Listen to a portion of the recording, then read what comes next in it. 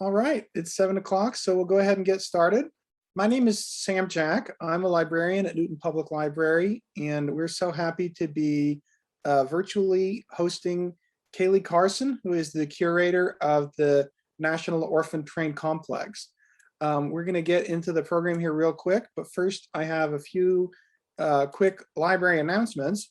Two things I particularly wanted to mention. One is that a week from tomorrow, on Thursday, August 26th at 7 p.m., we are starting our summer/fall talk discussion, which is a book discussion series sponsored by Humanities Kansas. And the first one in this particular series happens to be the book Orphan Train by Christina Baker Klein, which I think Kaily said that she has some thoughts about the accuracy of that, but should be an engaging discussion. So if you've read that, great. Or we have plenty of copies to loan out at the library. So if you stop by tomorrow or Friday, you'd still have plenty of time to read the book before the discussion and come join us for that. And the other thing is, I mentioned this last night too, because we have back-to-back history programs this month, is that David Howery is giving walking tours of downtown Newton, kind of historical tours to talk about what's there now, what used to be there, in the history as you walk through downtown Newton. And those are going to be on Tuesday, September 21st. There'll be one tour at 9 a.m. and another one at 7 p.m. that day, and we're going to meet at the library. And just because of logistics, we're limiting these to a maximum of 20 people per tour. So I wanted to give the people that are watching now, the first, I guess at this point, second crack at signing up for that. So if that's something you'd be interested in, I'm going to put my email address in the chat, and you can email me. You can also give the library a call tomorrow and sign up that way. Beyond that, we've got a few other events coming up. On Saturday, the 21st, from 10 a.m. to noon, we are going to be having a pop-up library at Prairie, and that's going to be a lot of fun. We'll have a selection of materials to check out. You can come in and get your library card, just come and talk with some librarians. We'll have some fun activities there for children if you bring your kids. So I would encourage you to attend that. And then, darn this fly. And then our next online Zoom program is Tuesday, August 24th at 7 p.m. It's about drone photography, and that's these remote controlled robots that they have now. And Travis Haying, the Wichita Eagle photojournalist, who's done a lot with these drones and is a licensed drone pilot, is going to talk about his journey of getting into drone photography. And I'm sure he'll be some really cool artwork to see as part of that. And so that's all the library stuff up top. I'll let Kaily tell us some more about herself, but I know she's been on the job at the National Orphan Train Complex for about a month, she said. In the past, she's worked at some other museums, the Nora Eccles Harrison Museum of Art and the Utah State University Museum of Anthropology, as well as some other historical societies and learning centers. So Kaily, thank you for being with us, and take it. Oh, I should say about question. I didn't think of one more thing about questions. If you have questions, you can go ahead and type those in the chat or use the Q&A function in Zoom throughout.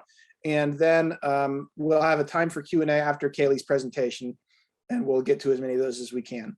So sorry about that, Kaily. False start, but take it away. All right, well, thank you so much for that introduction, Sam. And I'm very glad to be with you all today. It's a little weird. I'm used to college classes where you can see everyone in the class. So I feel like I'm kind of just speaking to the void, but I know you're here. So as Sam said, I have only been in my position as the curator at the National Orphan Train Complex for a little over a month. And this is my first presentation. So hopefully I will learn just as much as you all do. So let's get started. Give me just a second to share my screen here.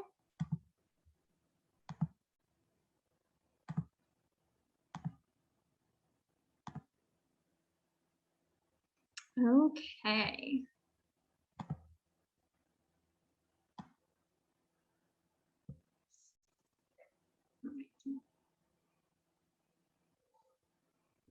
All right, so most of you have probably not heard of the orphan train movement or have only recently heard of the orphan train movement. So this will give you a little overview. Between the years of 1854 and 1929, an estimated 250,000 children were taken from the East Coast orphanages and other institutions and placed in homes across the country. We call this migration of children the orphan train movement. In this presentation, as I said, will give you an understanding of why this movement happened, how the system developed, how it worked, and how it ended. So we're going to begin with some historical context. If I can get my slideshow to click forward. There we go. So New York City in 1854. It was nothing like the New York City that we envision today. There were no skyscrapers, no subways, and less than 1 million people living there. But the city was changing very quickly, due in large part to the massive amounts of immigrants moving to the city each day. These immigrants came for a number of reasons. Some of them were fleeing religious persecution, famine, a lack of jobs or other resources, genocide, or they were just coming to join other family members who were already here. In general, though, they were coming to the United States because it was the land of opportunity. Due to the massive influx of immigrants to the US, New York City's population expanded rapidly. And as you can see from this graph, during the years of the orphan train movement, New York City's population grew from around 500,000 to 5 million. So quite the jump in this 75 or so years. And New York City was just absolutely unprepared for this. Jobs were plentiful, but they relied on the fact that they could easily replace their workers. And so safety was not a priority and pay was very low. Disease was rampant and housing and food were very scarce and in very high demand. So one solution to this housing crisis was to create hastily and poorly constructed buildings called tenements, which many of you may have heard of or seen pictures of. Tenements were not great. They were very dark, dirty, crowded, smelly, and very full of disease. And these two photos are by a photographer named Jacob Reese. The one on the left shows, this is pretty much the whole apartment. This is everything that this couple owned and their entire living space. And the one on the right shows how many people could be crammed into one single room. And these people are paying 5 cents a night just to have a spot to sleep. And on your own, see if you can kind of count how many people you think might be in this picture. I'll give you a few seconds and then I'll tell you what I think.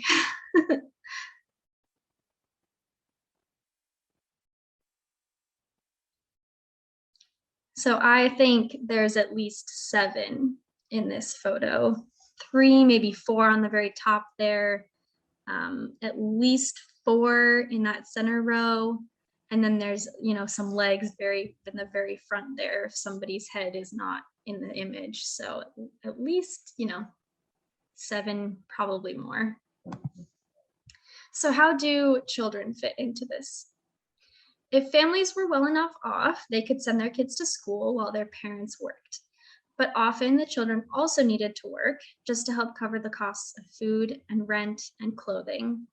So some kids would work in their tenement homes after school, like the children on the left.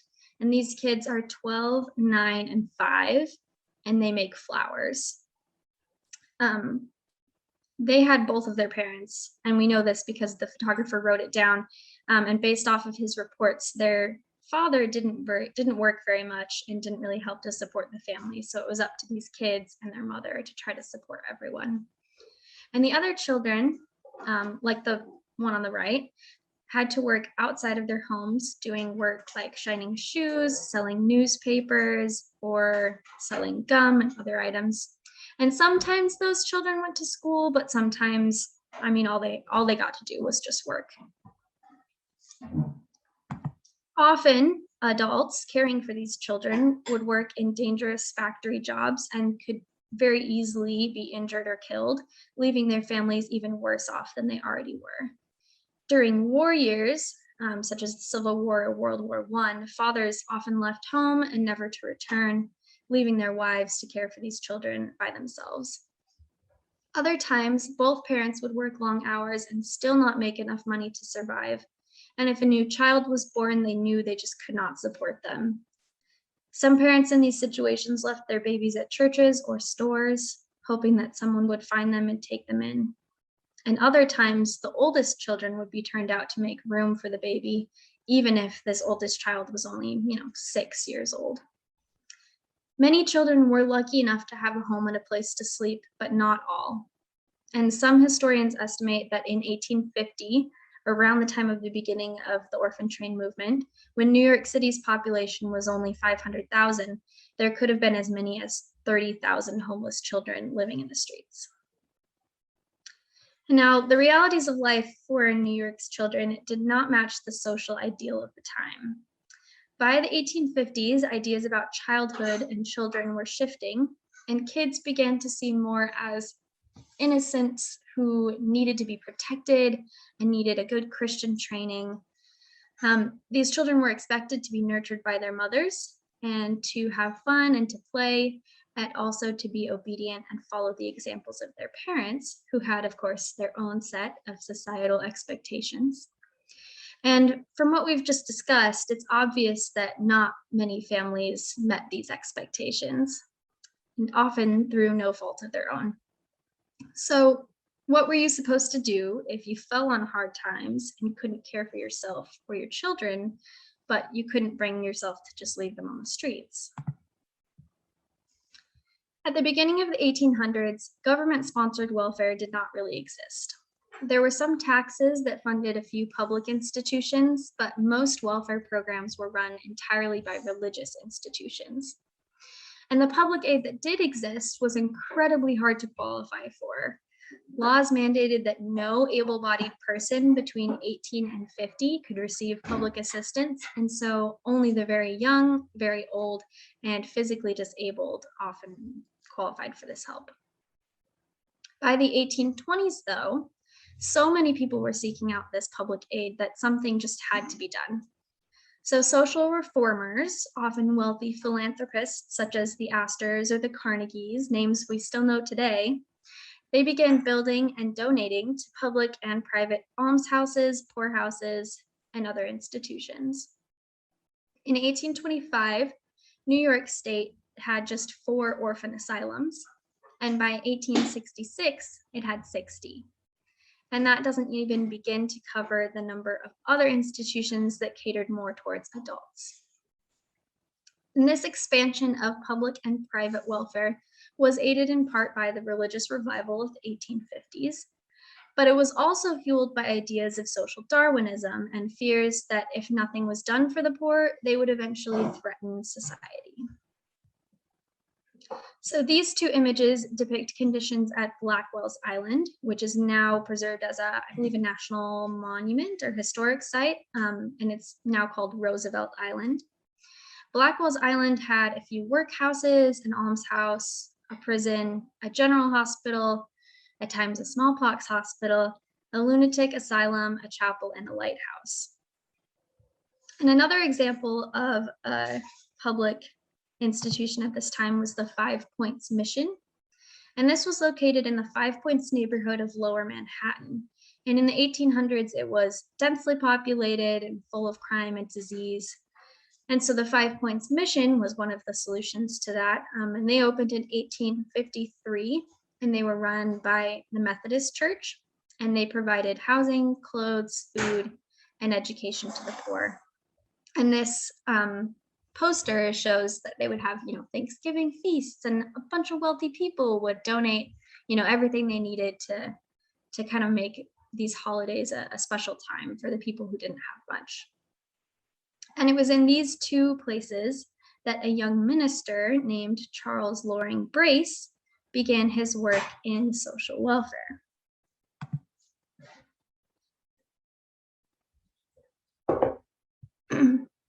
So Charles Loring Brace was born in 1826. And in college, he studied divinity and theology. And in 1849, he became a minister. And then he took off to go tour Europe.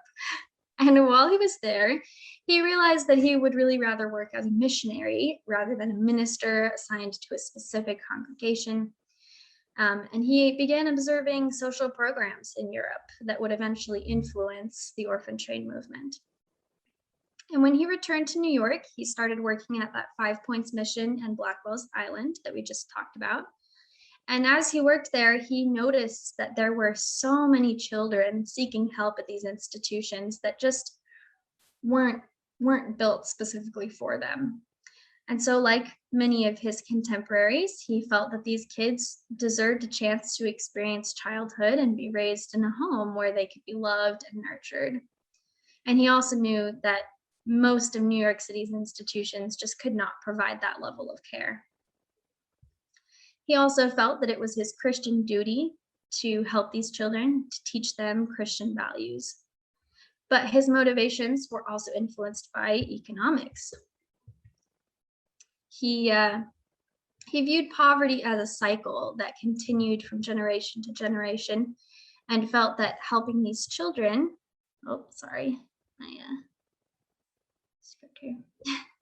and felt that helping these children would lighten the future load on public institutions, which were already underfunded. And he knew that there was a demand for labor in the West that could be partially filled by older children. So in 1853, Brace, along with several other ministers and businessmen, founded the Children's Aid Society, which was one of many institutions directed toward New York City's children. The first thing they did was open lodging houses and industrial schools for poor or orphaned children just to have places to stay, food to eat, and a place where they could learn skills such as sewing, cobbling, and other trades. They also founded farms outside of the city to provide older children with the opportunity to learn farming skills and get some fresh air. And many of these programs still exist in some form today, and some of them are still run by the Children's Aid Society. Soon after their founding, Children's Aid Society started the Immigration Department, which also became known as the Placing Out Department. And they pioneered what we now call the orphan train. It's likely that the idea for this program was inspired by three main sources. First, the British transportation system, which moved less desirable citizens to North America, Cape Town, and Australia. Second, it was inspired by programs in Germany, which took vagrant city children and put them into rural homes. And third, he was inspired by already existing in-state placing out programs already operating in New England. And Brace took all of these ideas and adapted them and formed his own system. The basic idea was that poor and orphaned children needed to be in homes and have stability, clean air, good examples, and an opportunity to learn hard work and become upstanding citizens. Brace felt that the best place for that to happen was in the West. At the time, the American West was a romantic ideal. It was seen as a place to clear the mind of vice, a place to find honest work, and a place to develop self-reliance and pursue the American dream. Additionally, the West just needed people. They needed the extra hands at home and on farms and in shops. So naturally, it seemed that the West would be the best place for these children to go. Throughout the 19th century, railroads were rapidly expanding. Many of the rail lines offered discounted tickets to people moving west to settle, and that included children. This made railroads the most inexpensive and most effective way to move children westward. The Children's Aid Society sent the first orphan train to Dowagiac, Michigan in 1854, and all of the children found homes in that area. They soon began sending children to other states, following the expansion of the railroad to find new towns willing to take groups of children.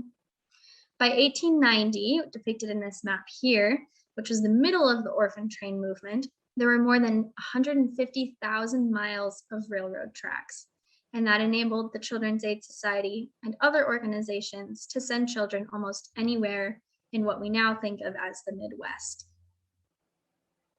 Before the children even left New York, an agent would usually already have arranged their route, their destination, and they would have already organized a local committee. Now, this committee was usually made up of doctors, clergymen, bankers, teachers, and other influential men. As local community members, they knew their neighbors better than the agents did and could recommend or discourage children from being placed with families that they knew would not provide adequate homes. Children were often taken west in groups ranging anywhere from 5 to 40 kids, and they were always under the supervision of at least one agent. Once they arrived at their destination, their agent would prepare the children to be selected by a new family. They were usually bathed and given a clean set of clothes and sometimes a Bible. They were usually not allowed to bring any belongings that they had previously had in New York. And this policy was meant to encourage the children to create a fresh start and a totally new life with their new families. But many children did not see it this way and were very hurt when their only memories of their former homes were taken away. But occasionally they were allowed to keep small items. So after being dressed in their best, the children were taken to a public space, usually a theater or a city hall or a school or church, where these prospective families could meet them. Often their arrival had been the talk of the town for weeks, and people from all over the area would come to watch them find new homes. And sometimes the children were encouraged to perform in order to attract parents, and other times they felt that the experience was more like being scrutinized and humiliated. And this image on the left is the only image that we have been able to verify is an actual orphan train arriving. And you can see that this train station is just absolutely packed. I mean, this was a big deal. So, if a family found a child that they wanted to foster or adopt, they would have to be approved by this local committee that we already talked about. And then they would need to agree to the Children's Aid Society's conditions. So usually this was not a formal adoption or indenture, but rather just a verbal agreement that the family would take care of the child and help them get an education. And the Children's Aid Society reserved the right to remove a child at any time if they felt like they weren't being taken care of properly. And similarly, the family taking the child could at any time request child's removal from their home. And one example of a card in the top right corner here, this is a card we have at the museum that kind of outlines some of these rules for taking children. And this was handed out by one of these agents. So the agent who accompanied these children was tasked with following up with the kids after a short amount of time, just to make sure that their homes were actually good places for them to live. And if the child and the family seemed happy, the agent would continue to check in once a year until they were certain that the child had found a permanent home. If a child needed to be removed from a home, agents would come retrieve them and find them a new family, usually in the same area. If there were groups of siblings being placed out, agents tried their best to keep them in the same home or at least in the same community. So this group in the top left, there's 2 sets of siblings in this image, and they did all stay in the same area.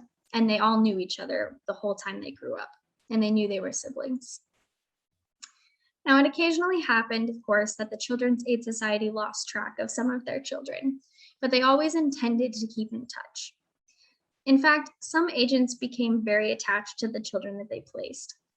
And so these 2 images and the one on the previous slide came to us as part of a donation of Agent Anna Laura Hill's personal collection. And she was an agent to Kansas, and she photographed many of the children that she helped place, and she stayed in touch with them for the rest of her life. So most of the children placed by the Children's Aid Society did find good homes.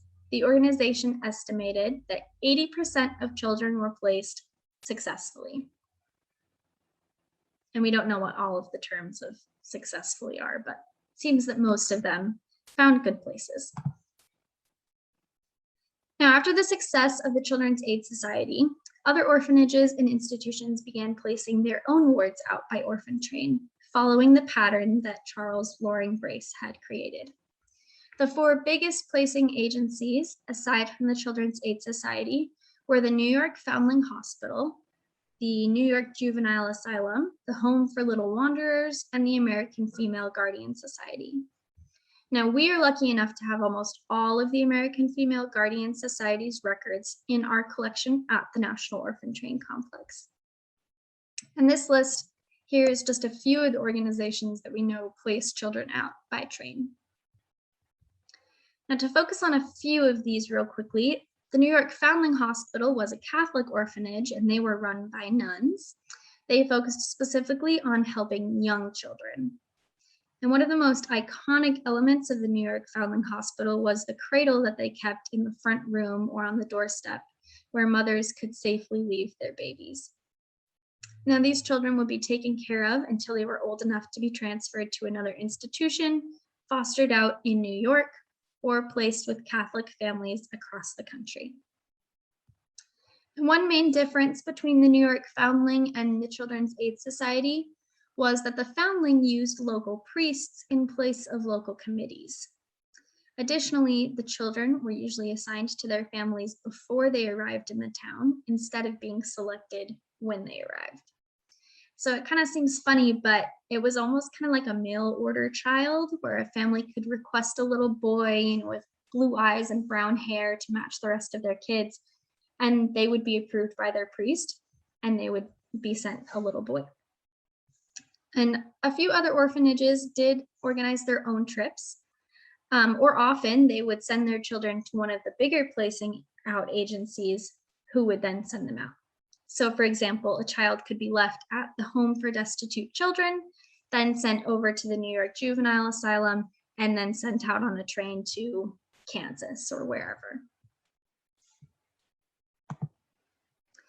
Now, one of the most common questions I get is, what nationalities were these children? And it is nearly impossible to accurately know the nationalities of every child placed out by Orphan Train, but we do have some data that kind of gives us a general idea of what the statistics were. So the Children's Aid Society wrote annual reports, and between 1854 and 1896, those reports included the nationalities of each child it placed out, as far as they could determine. Sometimes they just didn't know. And this table shows the top 16 nationalities that they recorded during that time. And as you can see, the largest category is American born. And we estimate that about 50% of the children placed out by the Children's Aid Society over their whole history were probably American born. And the fact that most of these children, as you can see from the next few categories, most of these children were white. And this reflects some of these ideas of the time and some of Charles Brace's personal prejudices. He believed that American and Western European cultures were superior, and that children from those backgrounds would be more acceptable to the communities where they would be placed. And this was unfortunately, a common sentiment among all placing out organizations and among the communities receiving the children. But most of them did occasionally take in or place out children of color. And throughout history, we need to understand that the definition of color has changed. So today, when we hear the word, we primarily think of Black, Indigenous, maybe Middle Eastern, Latinx. But in the 19th and early 20th century, the term color didn't just depend on the actual color of your skin, but it also reflected and was influenced by your religion, your language, and your culture. So Finnish, Italian, Slavic, and at times even Irish people would be grouped in with and treated similarly to Black, Indigenous, Latinx, Asian, or Middle Eastern people. And they would be considered people of color. At this time period, being a person of color meant that you were generally considered less intelligent and less capable than white people. And these beliefs were reinforced by pseudoscience and biased research. So many people pretty much just saw people of color as cheap labor. And as I said, many orphanages did take in children of color, and some, such as the Howard Colored Orphan Asylum, were specifically built for them. Most of these were schools that taught trades that were open to people of color, such as cooking, firefighting, and shoemaking.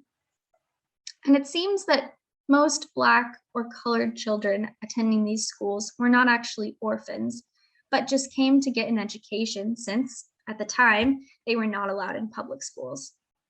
The Children's Aid Society operated at least 5 of these schools. However, their staff was always entirely white.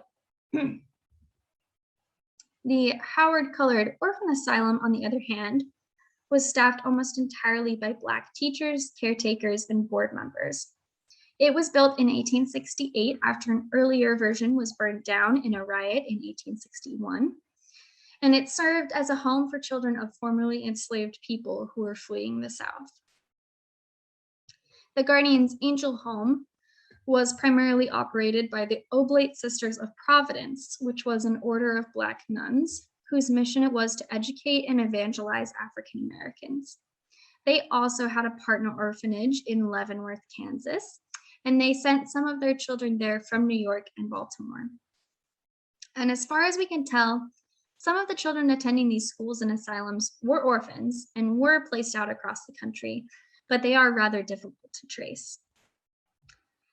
Now, before I move on, I think it's important to note that very few Native American children appeared in any of these institutions because they were instead sent to Indian schools where they were mistreated and forced to assimilate into mainstream American culture. We'll take a little drink and then we'll dive into local history.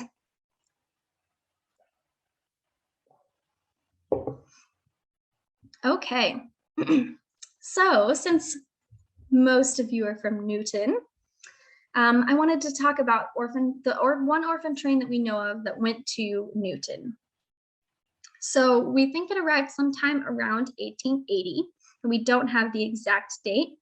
And unfortunately, we haven't been able to find very much information about the children who were on that train or who adopted them. But we have been able to trace one of the kids, unfortunately, because he was in the press a lot for not so great things. His name was Isaac Van Brunt, and after moving around between a few families in the area, he ventured out on his own as a farm laborer. In 1887, Isaac was arrested for stealing a watch from a farmer in Harvey County. And then in 1888, he was arrested again for burglary. 2 years later, George Brewer of Newton was found dead on his farm, and circumstantial evidence pointed toward Isaac Van Brunt. He was arrested about 2 months later and made a full confession. However, this confession was allegedly made to ensure the freedom of 2 others who were arrested as complicit.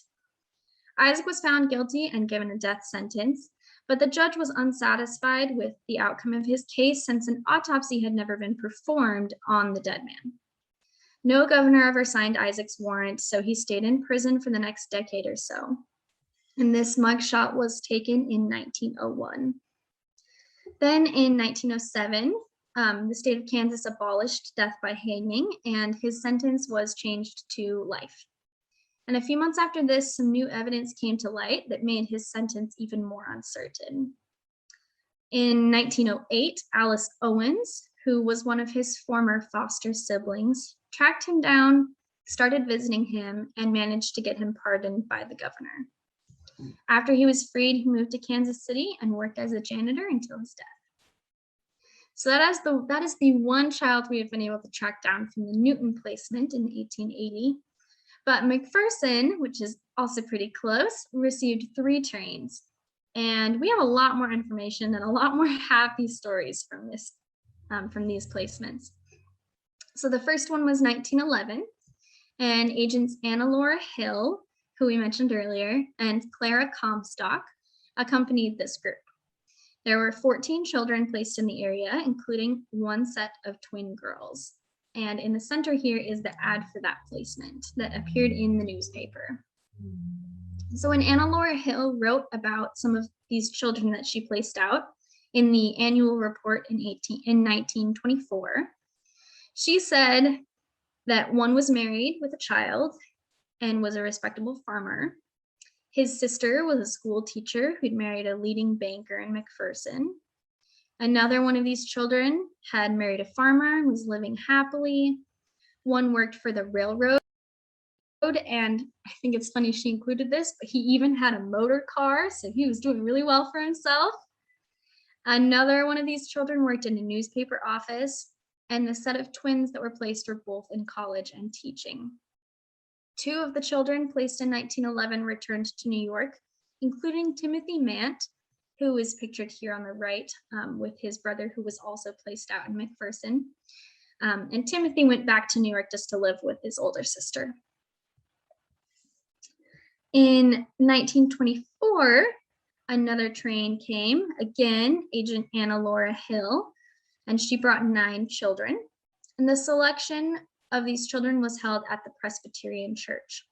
Again, all of the children were placed successfully in the area, and 2 of them went with a family who had taken a child in 1911, and that child was unfortunately killed in World War I. And then finally, the train in 1925, also arranged by Anna Laura Hill, and she brought 12 children. They were selected at the Union Hotel and the Presbyterian Church, and this group also had a set of twins, including Nellie Cook, and she is pictured here.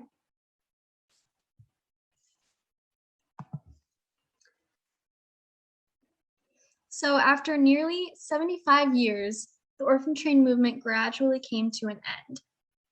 This end was brought about by innumerable factors. Some of these reasons included growing objections to various aspects of the orphan train system. Some people feared that these children were being used as servants or slaves or being sold into bondage. Other people objected to the kids themselves, stating that they were criminals, poor characters, and they were just taking up space in Western institutions and prisons. Other people took issue with the system itself, calling out a lack of consideration for a child's religious background, the faulty system for checking up on children, and the legal uncertainty surrounding many of these placements. Ultimately, a lot of these objections came down to tension between Eastern and Western United States, and these states were grappling for control over their borders, their populations, and their state funding. All of these factors contribute to the difficulty that we now have in locating orphan train riders, many of whom never talked about their journeys due to the immense stigma surrounding adoption and the placing out system. Additionally, in the late 1800s, states started enacting laws that made placing out more complicated. These laws sometimes allowed state boards of charity to inspect all organizations bringing children into a state, or they mandated that the children must be well-behaved and perfectly healthy. Other laws required legal paperwork that many of the agencies just weren't used to using. And these restrictions weren't bad, they just made placing out more difficult. At the same time, American values and attitudes towards institutional care, the family and home, and social programs were changing. And these shifts in institutional care were fueled by the professionalization of the field of sociology and social work, which began in the 1890s. This professionalization led to programs inspired by scientific findings rather than religious fervor, and also led to an increase in state-sponsored aid. Additionally, the types of aid being given were shifting back towards what we call outdoor relief, such as food deliveries, financial support, and education for mothers, tenement reform, and increased daycare programs. And the focus of this aid was directed at the family unit as a whole, rather than just at women or just at children. And large dormitory-style institutions gave way to foster homes, cottage housing, and specialized schools. And this was not confined just to the East Coast. These first 2 images here show education and public services for mothers and children in the form of Red Cross Baby Welfare Weeks and Red Cross hygiene courses. And the third image is the cornerstone ceremony for a convalescent children's home in Washington, D.C. Images like this were widely published and show the great reception that new and reformed social programs had. In the end, the orphan train movement was good and bad. It was certainly imperfect, and some children were mistreated or were just unhappy. And it's important to hear and tell those stories. But many children did find very loving homes that had the means to give them the childhood that was expected for them. These children grew up to be productive citizens who went on to have families of their own. And today there are hundreds of thousands of descendants of these orphan train riders who continue to serve our country and their local communities. Now, before I move on to questions, I have to do a plug for our organization. The National Orphan Train Complex grew out of the Orphan Train Heritage Society of America, which was a group of orphan train riders and their family members that was dedicated to preserving orphan train history. Now, the Orphan Train Heritage Society of America, it's a mouthful, they were founded in 1987, and they knew that eventually they wanted a permanent home for their growing collection of artifacts. And so they held a contest to select a city to build that home in. And Concordia, Kansas won, and in 2007, the National Orphan Train Complex opened to the public. In 2015, the city of Concordia rebranded as the Orphan Train Town and suggested that we begin a statue program to honor orphan train riders and make the whole town part of our museum. So today we have 34 statues scattered around Concordia. You can see one of those here in the center. I like her the best. She's just so cute. And finally, we are dedicated to collecting, preserving, interpreting, and spreading knowledge about the orphan train and the children and agents who rode them. Our collections, exhibits, programs, and research try to instill a sense of pride for these riders and descendants, and we try to engage historians, researchers, and the general public and promote an understanding of this significant chapter of cultural and social history. And we are striving every day to create a museum experience that helps people learn and engage with this history. And we are blessed to have many generous donors that help us keep our doors open and help us keep improving every year. So if you have more questions about this, you can of course visit our website, which I will put in the chat. Or you can send me an email, which I will also put in the chat after we do some questions. So I will stop sharing here so that I can see your questions. Great. Yeah, thank you, everyone. If those of you on Zoom can use the Q&A or just type them in the chat, and then I'm got the Facebook here. So if you have a question, go ahead and type it. Yeah, thank you. That was a fascinating presentation, and so neat to learn more about this era and chapter in history. Marianne asked, is it known if the Newton and Macpherson trains had stopped at previous locations where orphans were placed? Like, were there trains with multiple stops?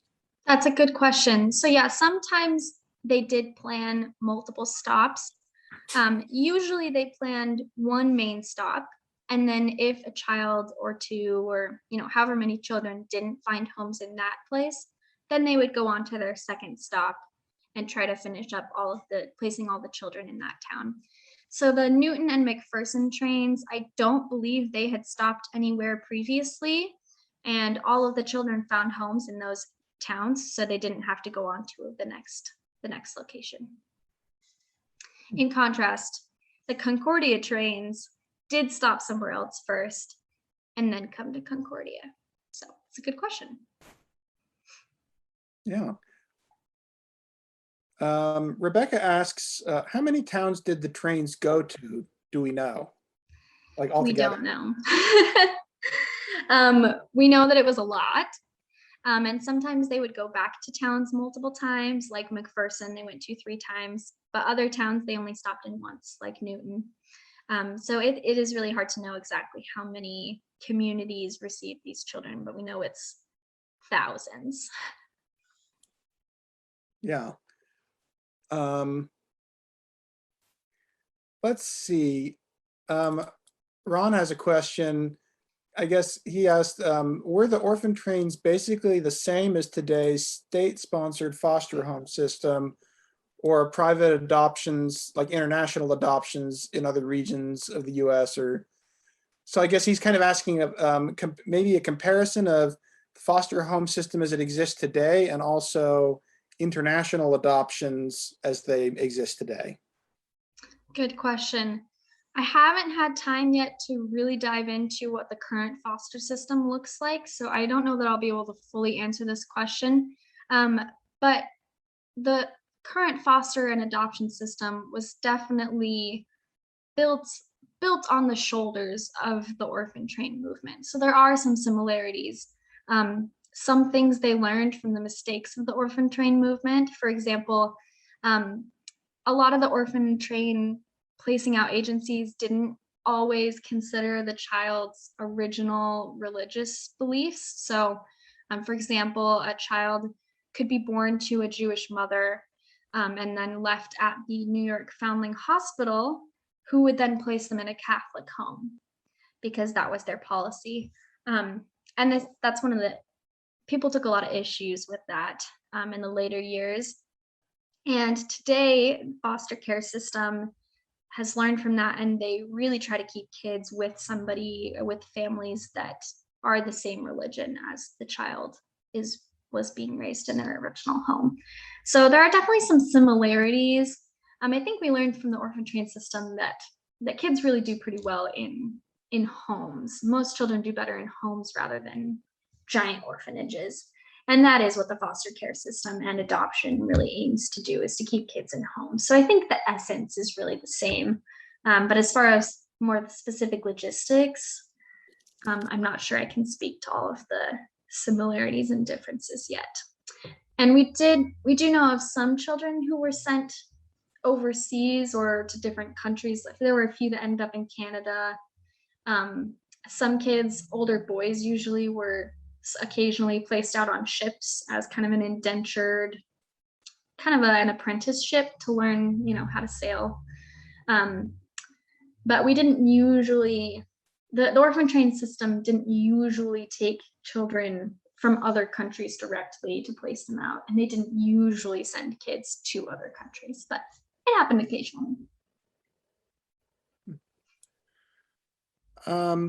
Renee asks, did taking all of these children out of New York make a dent in the number of homeless children on the streets of New York, or were there just too many to place? Good question. That's another one of the criticisms that people had about the system, because there were just so many that it's hard to tell if it really did make a difference statistically, just when you have that many kids. But I know that it made a difference to the children that did get placed out, which I think they recognized, and I think they knew that was more important than really reducing the overall number, which was quite difficult. So it made a little bit of a dent, but not a huge dent. Here's an interesting question. Gretchen asks, were there prohibitions on having contact with the biological parents? Yes, there were.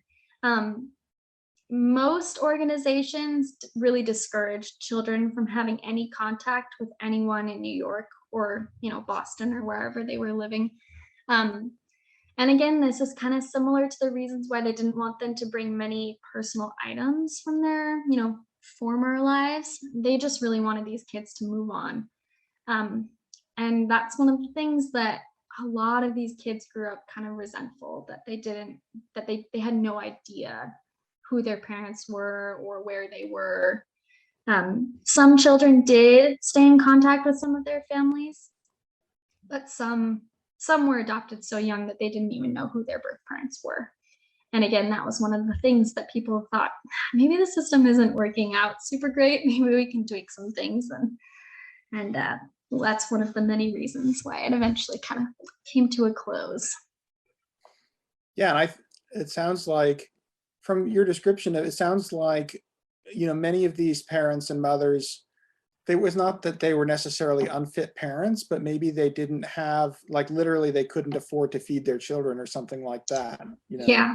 That would Yeah. And yeah, that was definitely the case. Sometimes the kids were just orphans. They didn't have anyone to care for them. And sometimes they had, one parent living and one parent had passed away, and that one parent by themselves couldn't care for all of the children. Sometimes parents, if they had 5 kids and the dad died, the mom would place out the oldest 2 and keep the youngest 3. So it just kind of depended on, every single kid was different and every family situation was different, but a lot of the kids weren't true orphans. Yeah. I kind of teased at the beginning, we have our discussion of Orphan Train by Christina Baker Klein next week. And so Ron asks, what insight do you have about the book we're reading for the talk discussion next week? Maybe we can bring that with us to that discussion about the accuracies or inaccuracies of how the movement's portrayed in that book. Sure. I finished reading that book, I think 2 weeks ago. And the main things that I noticed were, oh gosh, now I'm trying to remember, it just flew out of my brain. One of the main things is when she started writing the book, she just kind of the author had kind of a callous attitude, or not callous, but maybe a flippant attitude towards telling this person's story who she was inspired by. So the person who the book is written about was placed by the Children's Aid Society. But Christina Baker Klein had it in her head that the Children's Aid Society was essentially the New York Foundling Hospital. So they were using nuns and that kind of thing.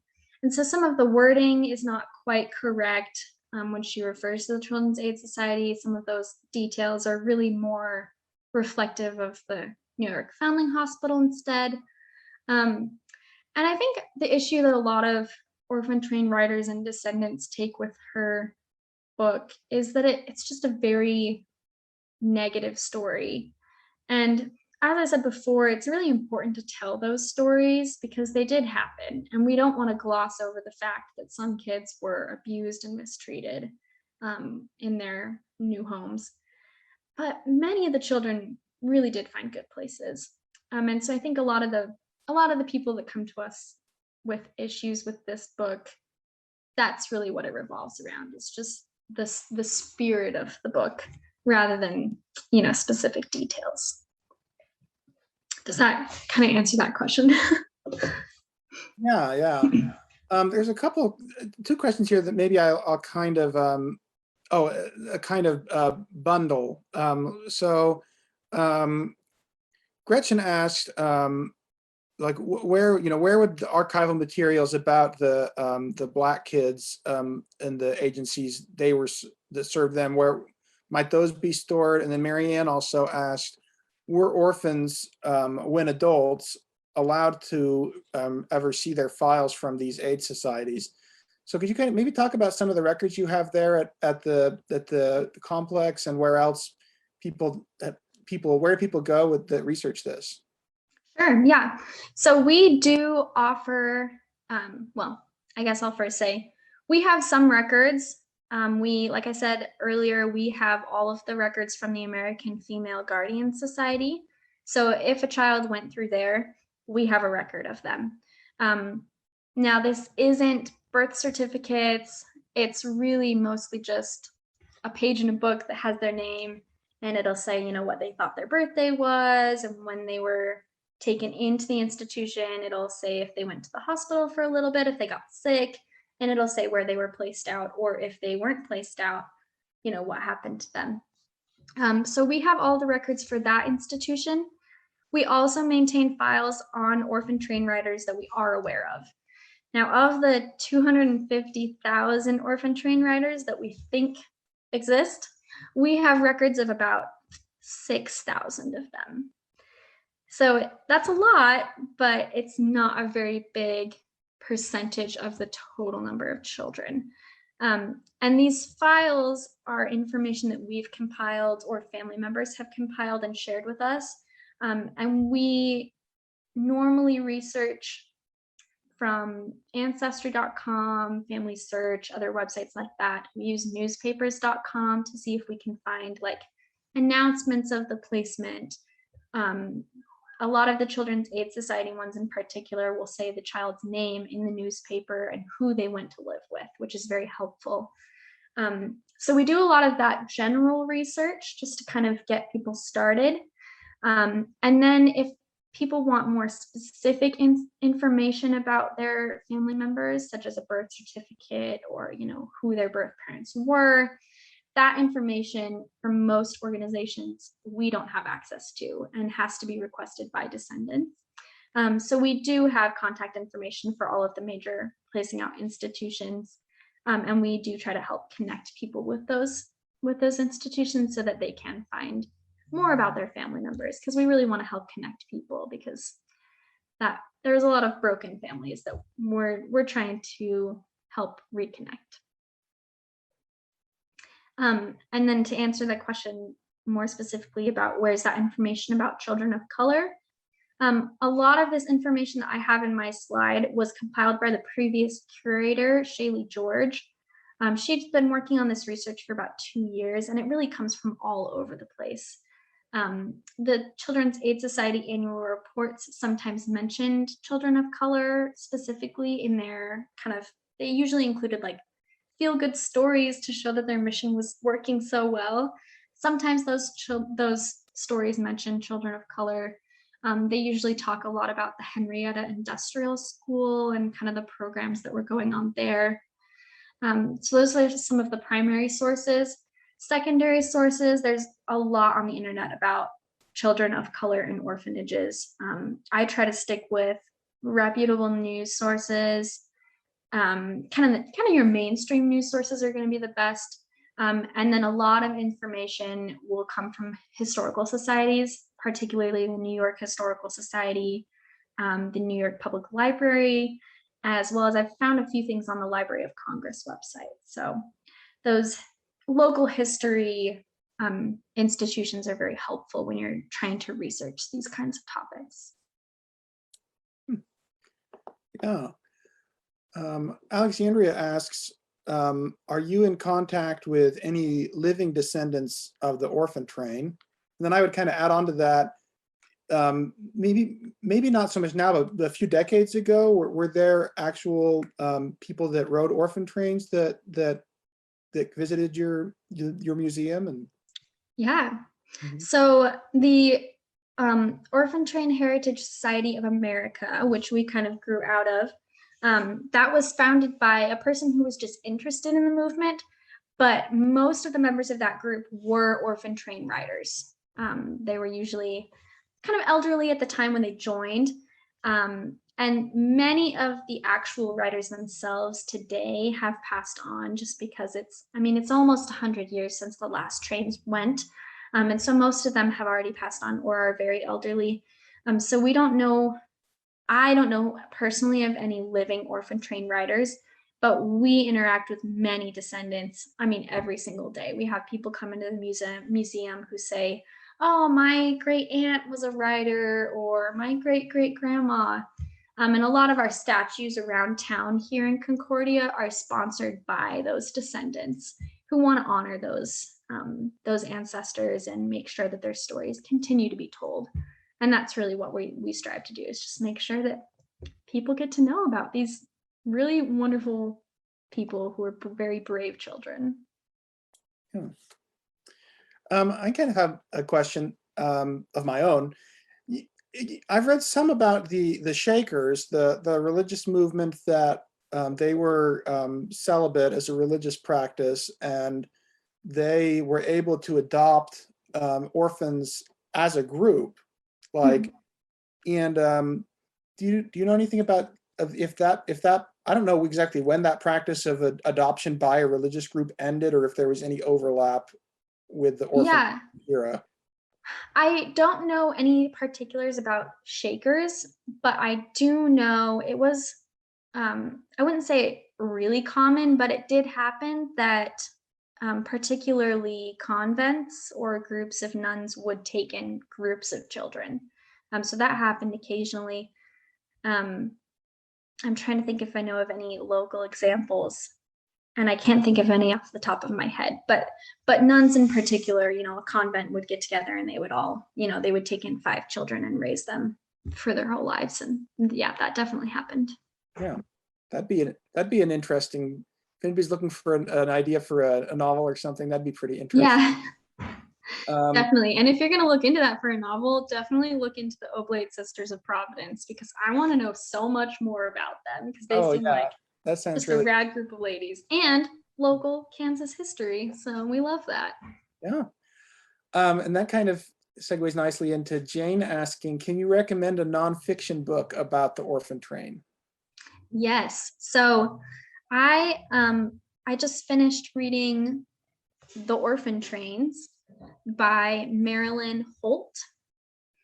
And that was originally started as her, I believe, doctoral thesis, and then she published it as a full book. It's very scholarly and it's not scholarly in a way that's difficult to read. So I really like that one. I would definitely recommend it. It was a really good overview of the whole movement, and then occasionally told some stories about specific people. I'll put that in the chat there real quick.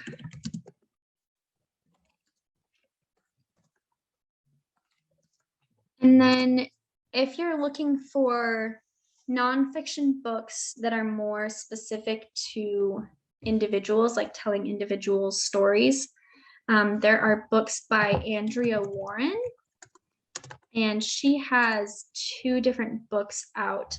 One called We Rode the Orphan Trains that follows a few different kids, and then one called Orphan Train Rider, One Boy's True Story, or something close to that. And that follows one specific young man and his story. And those books by Andrea Warren are good for all ages. I would recommend those for older kids, for teens, and even for adults. Those are really good. And then we also at the museum, we publish volumes of orphan train rider stories written by writers or their direct descendants. And we have 6 volumes of those. Those include about 40 stories in each one.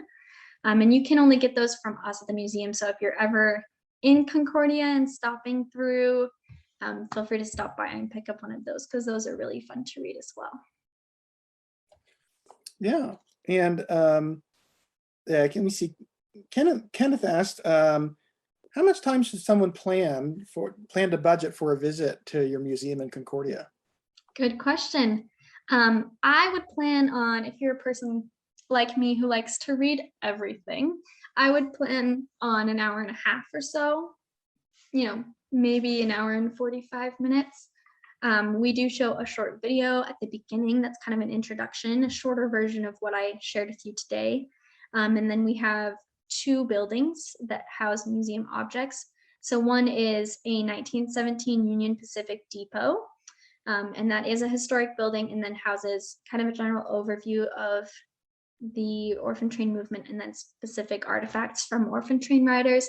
And then we actually have a second building that houses an antique restored train car, which is really fun. So you can walk through and kind of see what it would have felt like to be on one of the trains yourself. So yeah, I would plan on an hour and a half or so. And then if you want to see all the statues around town, I mean, you could spend all day if you wanted. And I saw the statue photo you showed, there was a placard next to it. So does each statue have a story of a different orphan, or? Yes. So each statue represents an orphan train rider and tells a little bit about their story. There are a few that are more general, but most of them are specific to one person. All of them have plaques except for the most recent ones, because we can't get the granite. So those plaques are on our website. Cool. Oh, let me see. Gretchen had asked about, did Charles Loring Brace do this work all of his adult life, or did he move on to some other involvement? And I think she'd also asked about, oh, was Canada, yeah, I think you did say that Canada, a few trains went to Canada, and she was thinking about Anne of Green Gables. Yeah. Kind of an Yeah, I interesting. get a lot of questions about Anne of Green Gables. It's definitely something that's kind of related and inspired by, but not necessarily specifically an orphan train story. But it is a great example of the fact that orphans appear often in literature and they are very compelling stories. Anyway, Charles Loring Brace, yes, he did this work the rest of his life.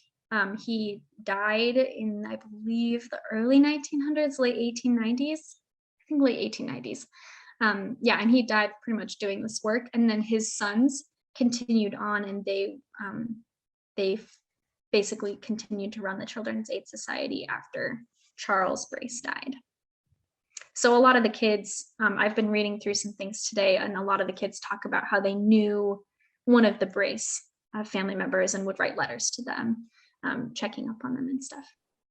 And as far as Canada, I don't know a ton of the specifics about Canada. I do know that occasionally they sent trains up north. I think generally what happened was that they were sent to towns near the border of Canada, and then some people would come over the border, pick up a kid, and then they actually lived in Canada. So I think that's where some of our Canada placements come from, is they were kind of right on the edge of the US and Canada.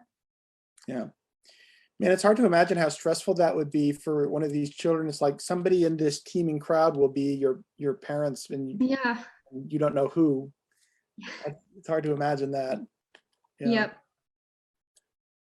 Yep. Let's see. Oh, I guess Rebecca asked, were all of the trains religion based? Were there any, I guess, like secular societies that were involved in these kind of movements?